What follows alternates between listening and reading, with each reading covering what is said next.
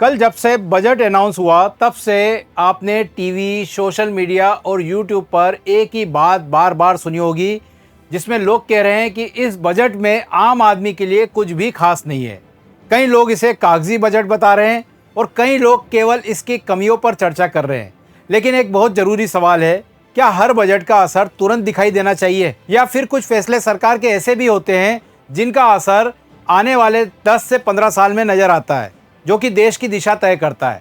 आज हम इसी बजट के एक ऐसे फैसले की बात करेंगे जिसे शोर में दबा दिया गया, लेकिन जिसका महत्व बहुत गहरा है। इस फैसले का नाम है बायोफार्मा शक्ति योजना। कल हमारी वित्त मंत्री निर्मला सीतारमण जी ने बजट में 10,000 करोड़ की बायोफार्मा शक्ति योजना की घोषणा की। इस योजना पर उतनी चर्चा नहीं हुई जितनी टैक्स, सब्सिडी या खर्च को लेकर हुई। लेकिन सच्चाई यह है कि यह योजना आज की राजनीति से ज्यादा भारत के भविष्य से जुड़ी हुई है। यह योजना उस भारत के लिए है जो 2035-2040 में एक एडवांस्ड हेल्थ केयर और बायोटेक्नोलॉजी पावर बनना चाहता है। इस वीडियो में आपको 3 महत्वपूर्ण सवालों के आंसर मिलने वाले हैं।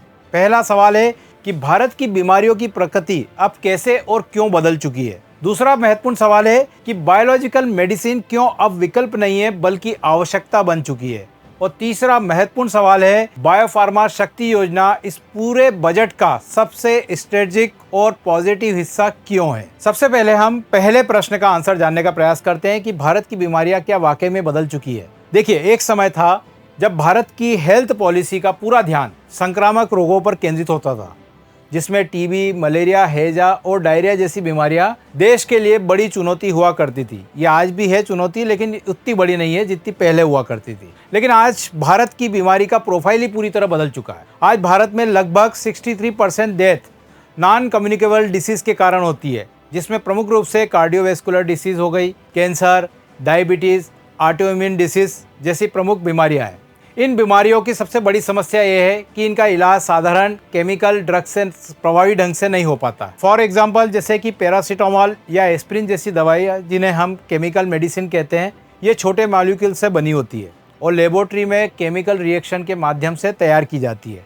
लेकिन अगर बात करें बायोलॉजिकल मेडिसिन की, तो ये पूरी तरह से अलग होती है। ये लिविंग सेल्स से या जीवों से बनाई जाती है और सीधे शरीर की बायोलॉजिकल प्रोसेस को टारगेट करती है। अब बायोलॉजिकल मेडिसिन की बात करें तो ये बनती कैसे है। सबसे पहले वैज्ञानिक क्या करते हैं कि बीमारी को मॉलिक्यूल लेवल पर देखते हैं। उदाहरण के लिए, कैंसर में कुछ प्रोटीन असामान्य रूप से अधिक बनने लगते हैं। उसके बाद उस प्रोटीन के पीछे मौजूद जीन की पहचान की जाती है। उस जीन को जेनेटिक इंजीनियरिंग की मदद से बैक्टीरिया या मेमेलियन सेल में डाला जाता है। यह सेल एक लिविंग फैक्ट्री की तरह काम करने लगती है और इन सेल को बड़े बायोरिएक्टर्स में रखा जाता है, जहां पर तापमान, ऑक्सीजन और न्यूट्रिएंट पूरी तरह से नियंत्रित होते हैं। और इन्हीं परिस्थितियों में इंसुलिन, एंटीबॉडीज और हार्मोन्स जैसी कई सारी बायोलॉजिकल मेडिसिन तैयार होती है। हाँ, एक और बात है कि बायोलॉजिकल मेडिसिन महंगी बहुत होती है। महंगे होने का इसका एक कारण होता है क्योंकि इसके बनने के प्रोसेस में एक सबसे कठिन चरण होता है प्यूरिफिकेशन। क्योंकि अगर इसमें जरा सी भी अशुद्धि रह जाए तो हमारे शरीर में कई सारी गंभीर इम्यून रिएक्शन पैदा हो सकती है। और इसी कारण से बायोलॉजिकल मेडिसिन की जो बनने की प्रोसेस है, जो कि काफ़ी कठिन और जटिल होती है, इसी कारण से ये मेडिसिन काफ़ी महंगी होती है। अब देखिए, बायोलॉजिकल मेडिसिन होती तो बहुत महंगी है, लेकिन ये भी एक सच्चाई है कि चाहे डायबिटीज़ हो, चाहे फिर कैंसर हो या फिर ऑटो इम्यून डिसीज़ हो, यहाँ तक कि स्किन डिसीज़ सोरियासिस का आपने नाम सुना होगा, उसके इलाज में भी बायोलॉजिकल जो मेडिसिन होती है वो काफ़ी इफ़ेक्टिव होती है। इन बीमारियों के इलाज में हम केमिकल ड्रग के भरोसे नहीं रह सकते, क्योंकि ये उसका ट्रीटमेंट नहीं है। तो यहीं से हमको मालूम पड़ जाता है कि बायोलॉजिकल मेडिसिन आने वाले समय के लिए, भारत के लिए स्पेशली, कितनी महत्वपूर्ण है। और इसीलिए बायोलॉजिकल मेडिसिन के इम्पोर्टेंस को स्वीकारते हुए सरकार ने इस बार के बजट में 10,000 करोड़ के बजट से इस योजना को लॉन्च किया है, जिसे हम जानते हैं बायोफार्मा शक्ति योजना, जिसमें अगले 5 वर्षों के लिए भारत सरकार ने 10,000 करोड़ के बजट का प्रावधान रखा है। बायोफार्मा शक्ति योजना के तहत भारत सरकार कई सारे नए रिसर्च इंस्टीट्यूट को भी स्थापित करेगी। पहले से अगर कोई इंस्टीट्यूट स्थापित है तो उसको और डेवलप किया जाएगा।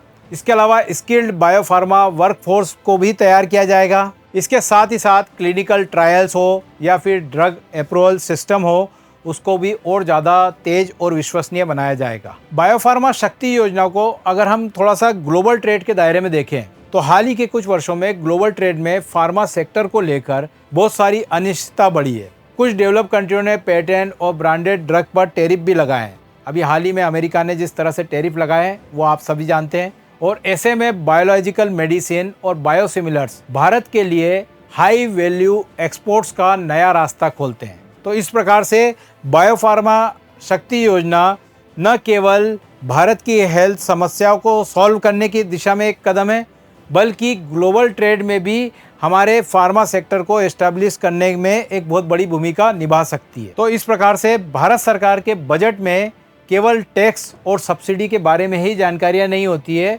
बल्कि उस बजट में कुछ ऐसी योजनाएं भी छुपी हुई होती है जो आने वाले समय में हमारे लिए, आपके लिए काफ़ी महत्वपूर्ण हो सकती है। अगर ये वीडियो अच्छा लगा है तो प्लीज़ इसे लाइक करिए, अपने दोस्तों में शेयर करिए और इसी तरह के अन्य टॉपिक्स के वीडियो देखने के लिए हमारे चैनल को सब्सक्राइब करिए। Thank you.